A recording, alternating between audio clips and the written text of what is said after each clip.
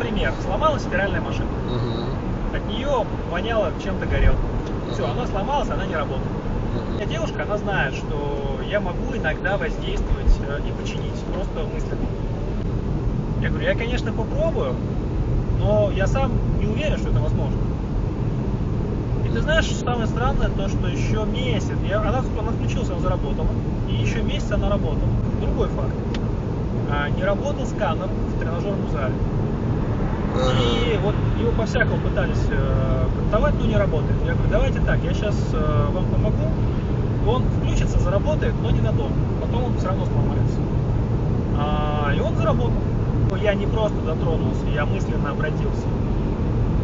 Третий пример расскажу. Значит, стоят девчонки возле кофе-автомата, он у них съел деньги и кофе не дал.